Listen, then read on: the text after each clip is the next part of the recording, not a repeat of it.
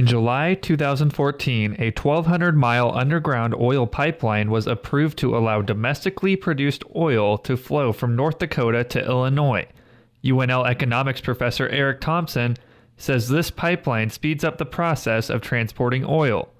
Anything you can do to increase and ease the flow tends to lower the costs of oil inputs. The construction of this pipeline has caused outrage from some that the federal government would allow a private firm to threaten their drinking water from the Missouri River and of Lake Wahi, located on the Standing Rock Indian Reservation in North Dakota. So it is a complicated issue.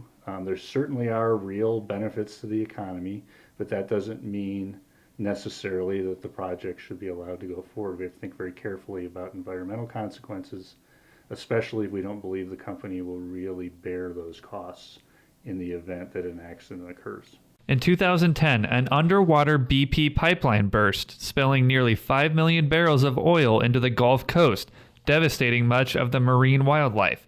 Environmentalists like Renee Sansusi of the Omaha tribe worried this underground pipeline could leak oil as well. This is our vow to protect the water, to protect the environment, to protect the children, the future. Renee saw firsthand the peaceful protest against the construction of the pipeline at the Standing Rock Indian Reservation.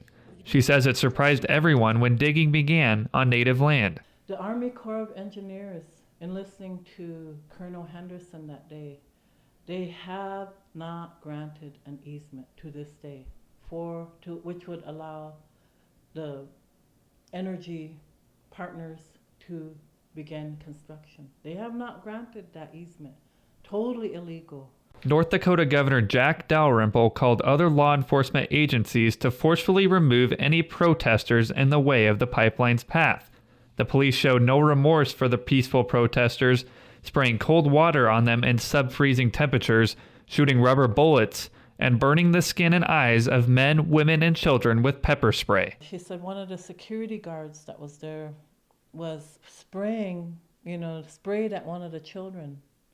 So she, to protect that child, she jumped in front of that child and took that pepper spray. We are here peacefully.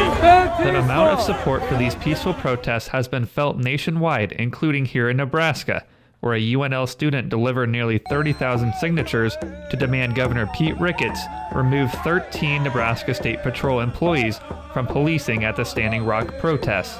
A small victory for Renee and the protesters at Standing Rock occurred just hours ago as it was announced the U.S. Army has blocked the pipeline from being drilled under the Missouri River, halting construction of the pipeline until the company announces an alternate route.